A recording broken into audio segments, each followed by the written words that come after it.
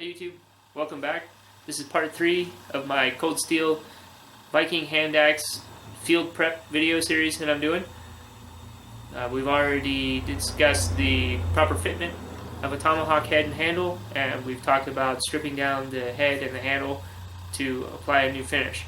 In this video, what I want to talk about is how to sharpen your tomahawk or axe with a minimal investment. So this is not about a specific profile.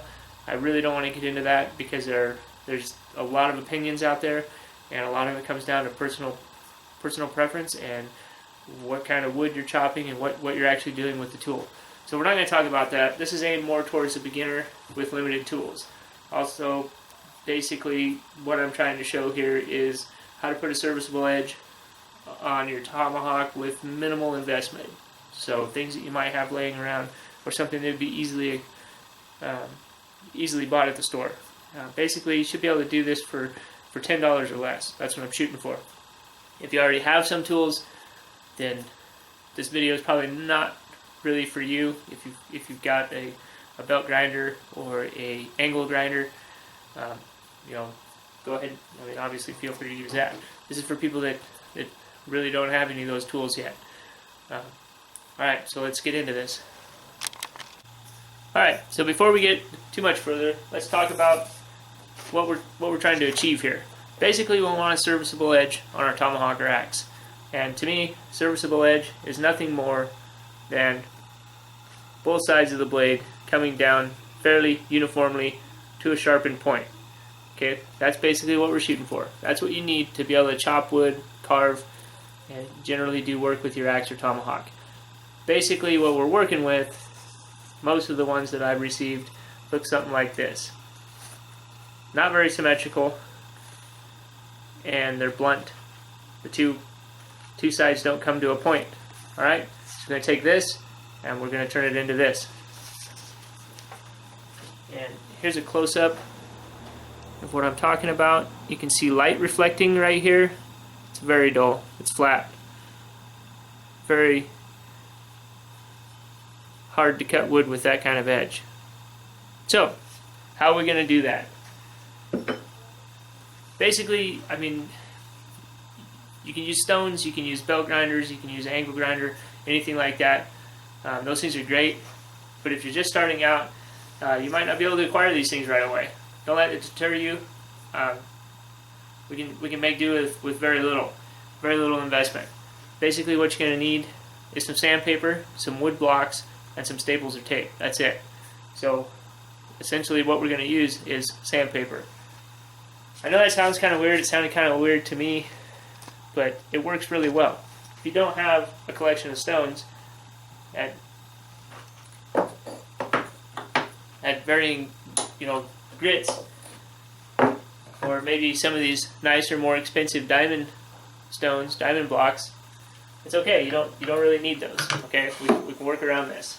And it's really simple, really easy. Basically, all you need is some scrap lumber, and I've used all kinds of stuff. This stuff's really cheap, $1 or $2 for a length of it at the hardware store. If you can't buy it, this piece, just a piece of scrap that I had laying around. So basically, you're going to take your sandpaper and just staple it to wooden blocks. Okay. Now you're going to want a couple different grits. I'd suggest maybe 150, 220, 400, 600. Any of those. Basically, you want a rough, medium, and fine. And that's going to allow you to work in a bit of a staging process. You're going to use the coarser stuff to actually grind the two sides of the blade down until they meet in the middle. Again, basically, you're going to be running your sanding block along the edge, tapering this down to a point. Once you get it down to a point, then you can use progressively finer grits until you achieve the sharpness that you're looking for.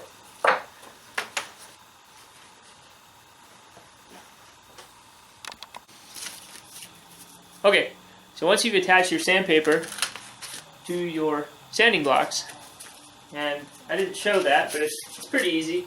Just take your sanding block, Put your paper down on your workbench. Lay your block on there. Run a knife along the edge. Cut it, and then staple it to the block. It's that easy. Once you get that done, there's two basic ways you can go about doing this. You can either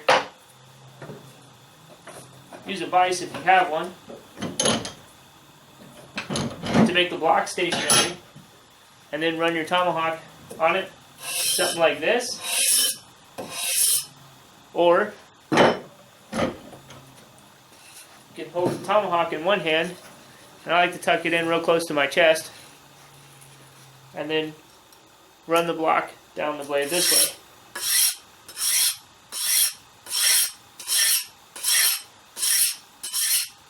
Either way will work. I use both ways. Just depending on where you're at, what the axe size is. One way or the other is going to work a little better for you. Now, if you don't have a vise, that's okay. You can work around that also. Basically, put your block down on the table, and then you can put screws on either end to keep it from moving back and forth. If you don't have a table you can screw to, another piece of flat board that's bigger that you can clamp to the table, you can clamp this to the table. Anything you can do to get it stationary. And that'll really help you if you've got a lot of material to remove. Because then you can, kind of have a lot of good follow through, basically. It's no different than using a normal stone. You can use these in the same way that you use normal stones. So you can definitely do some more research on that. Maybe you can't afford $100 for Japanese water stone, but you can afford $10 or $5 or whatever it is for. This is actually emery cloth. I know you can see that this block is quite a bit longer than the others. Emery cloth comes in a roll like this. I have this on hand almost all the time. You may not. It's no big deal.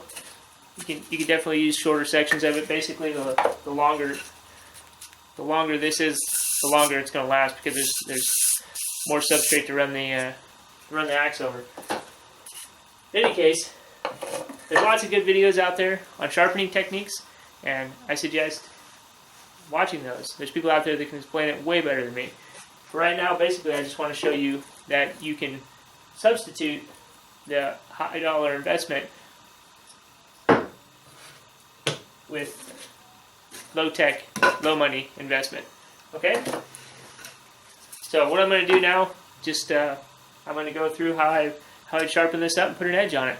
And when I get to the point where I'm happy with this, we're going to polish it and strop it. And I'm going to show you how to do that almost for free. Okay? Alright, so I guess before I get started, real quick, we'll talk about some of the other tools that you can use to rough out your edge. Those being files and or a grinder. Now, files are definitely a good option. I know a lot of people like to use files. But again, it comes down to money. If you don't have files laying around, good quality files, because the metal you're cutting is generally pretty hard. So you need a good quality file that's going to be able to remove that material. So if you have files, by all means use them. If you don't sweat it. Sandpaper will work just fine. Now, the angle grinder. A lot of people probably won't have these, or maybe they're in a situation where they can't use these, or it's not feasible to use them, say an apartment building or something like that. On the other hand, if you don't have a grinder and you plan on doing some of this work, these things are actually pretty cheap. I think this grinder is like $10 on sale at Harbor Freight. Super cheap, and it'll do a lot of work really quickly. Basically, the disc that you're going to want is something called a flap disc. Basically, it's layered sandpaper. This will work really well to remove a lot of material very quickly. You need to be careful using this though. You can take off too much material too fast. You can also overheat the metal and ruin the temper on it. So that's all I'm really going to get into on these. It's a kind of a different technique to use this, and basically I want to focus on hand tools and things that you can run to the store and buy for less than $10. So Alright, let's carry on with this. Alright, so we've got our sandpaper mounted up here, and basically I'm just going to go through this. I'll probably condense the video down to keep it short, and just sort of show you how I go through the process of putting a decent edge on here. Basically, I'm just trying to follow what's already started there. There is kind of a bit of a bevel on there, so I'm just kind of trying to follow that and make them meet in the middle.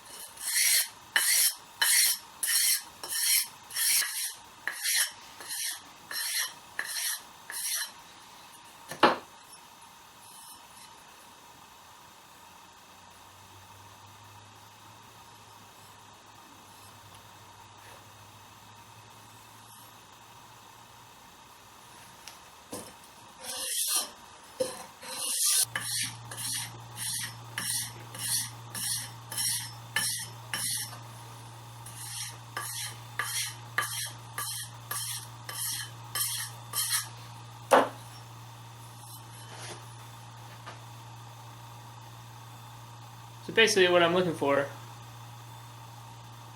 I'm looking into the light and looking at the taper of the two sides coming together, and I'm looking for a sheen of light at the very end. If you see a sheen of light, then you know you have a flat spot, and you need to work that area back down and keep bringing the two together to a taper. This is looking pretty good. So what I'm going to do now, I was using 150 grit. Now I'm going to step down to, I think 400 is the next grit that I have down. And you'll see right away as I start working the blade.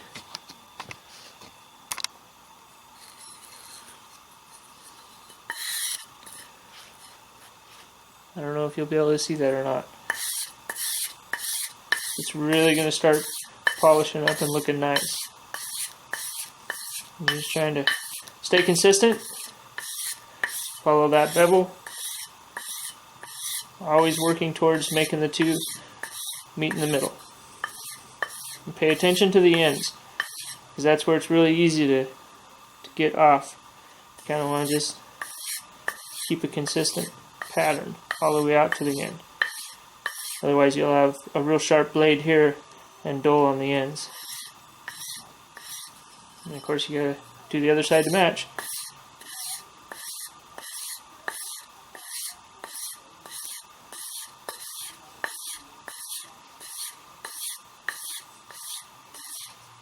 This is where it starts to get really rewarding for me, because as I progressively work down, what I'm doing there is unloading the sandpaper, getting all the dust and small metal shavings out of there just by rubbing it on my pant leg or another piece of cloth. But as you start progressively working down in the grit, the blade will start to take a real nice high polished sheen. You can see any dull spots or low spots, so you want to keep working those until the whole thing is uniformly polished and comes to a nice sharp point. Alright, so we'll keep doing this for a while. Then we'll step down again in our grit. Alright, so I think I'm getting down to the end where I'm getting ready to transition from grinding, I guess what you can call this, or profiling. Just about done with that. Got a pretty consistent edge, and I can start to feel that it's getting sharp. So I'm going to start going from doing this to starting about halfway over the bevel, working more towards the end of the grind there. Basically, I'm just trying to work the edge to sharpen the edge up a little more.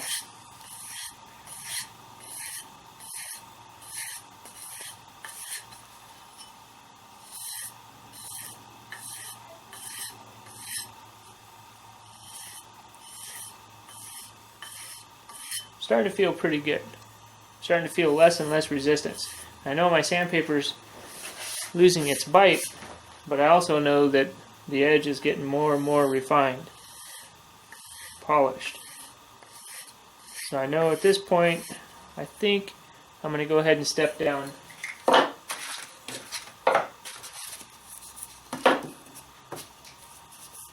Step down one more grit.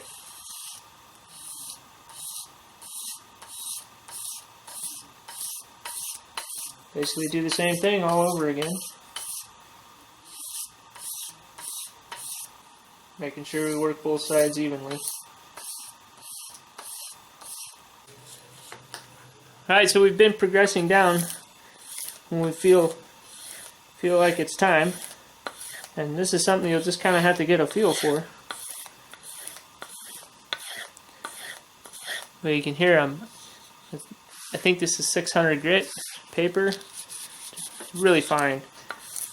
And you can hear I'm hardly taking any material off at all. Basically, I'm just trying to dress it up a little bit and make it look nice. Kind of even things out.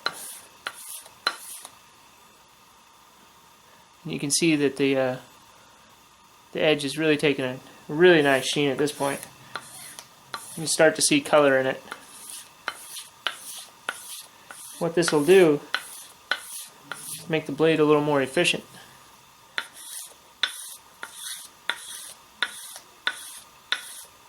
More polished. There's less drag when the blade bites in.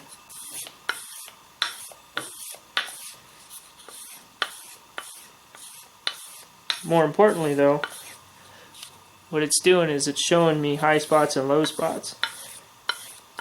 So if I find I've got a high spot towards the end, it's going to affect the edge uniformity. I can step down or step back up in grit and rework that area, polish it up, double check that it's going to be uniform. I'm pretty happy with it. So now I'm going to show you how to actually sharpen it. Basically, you can kind of feel the angle of your blade. You don't want to be polishing the back side of the bevel. You want to be polishing towards the front side. Or sorry, sharpening. It needs pretty light pressure. Basically, I'm just trying to clean the very edge up. You'll start to get a feel for it.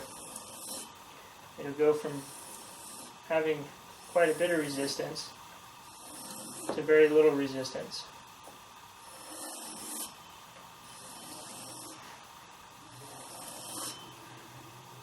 And that's pretty sharp. I don't know if you can see that, but just by running my thumb over there, it is cutting into the edge. I'm getting a good bite. Oh yeah. So I'm pretty happy with that. But we're not quite done yet. I'll show you how to really polish the edge here in a minute. Let me get set up. Basically for me, to put a final polish on here, I like to use leather. But you might not have a nice large scrap of leather laying around. And hopefully you can see the difference here. Basically I've taken the micro burrs off of the edge and just kind of cleaning them off by polishing the very edge of the blade. That's all I'm trying to do. And as you pull it, you can kind of feel it's got less and less drag. And it's getting slicker and slicker.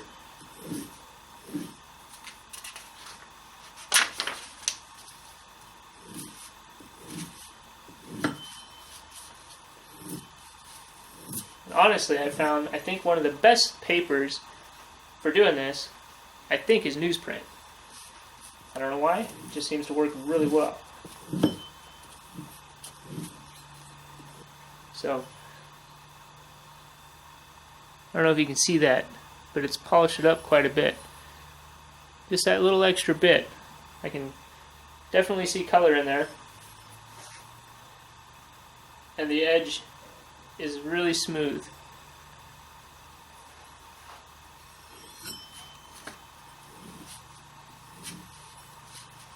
Now if you over strop or over polish, you can overdo it and it'll be dull again. Nope.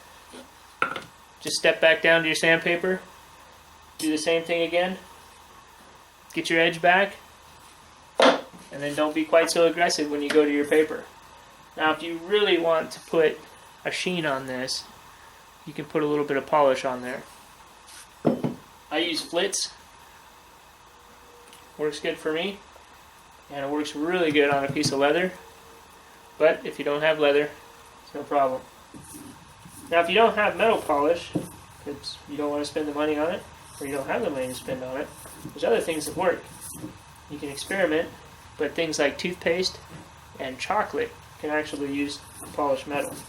It's not going to work quite as well, and it might be a little messy, and your family members might be wondering what the hell you're doing, but you can actually polish with things that you have laying around the house.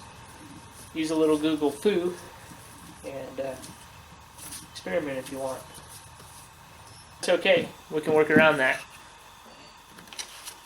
Paper. It'll work just fine. And again, this isn't just cosmetic. You can actually use this to find flat spots in your edge. But for the most part, I just like the way it looks. And I think you can see in there, you can see the reflection, there's color in that. Alright guys.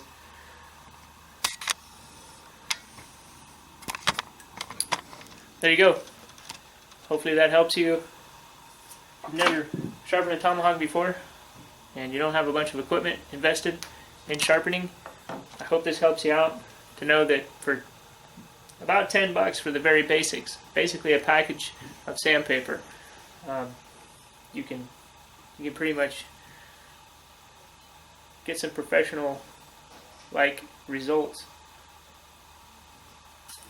and it really doesn't take that long. So, alright, real quick guys, little side note. I tried to cover maintenance in the other two videos, and I'm going to do that here again with this how to sharpen your tomahawks with sandpaper kind of thing. Basically, this is a real budget option, works really well. In fact, I use it all the time because there's such a variety of sandpaper that you can pretty much find the grit that you need for almost anything that you're sharpening. And I like being able to change my base blocks to match the size of whatever I'm sharpening. So it works out really well. The only downside, there's a few downsides. For one, this does not last as well as a dedicated stone will, especially one of these diamond stones. But for the money, it's a pretty good value. The other downside, it's not really portable.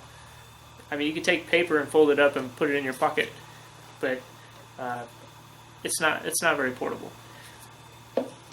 So what I do is, and I'll just put this out there as my advice to anybody out there wondering, if you're on a serious budget, but you want to be able to carry something with it to keep your tools sharp, I would highly suggest purchasing one of these. This is a DMT diamond steel. This is 600 mesh. So fairly fine. Not super fine, but fairly fine. And I carry this with me in my wallet everywhere I go. And between this and my leather belt, I can pretty much sharpen and touch up my knives, my axes if I'm out in the field, fishing hooks, anything. There's lots of uses for this, for me anyways.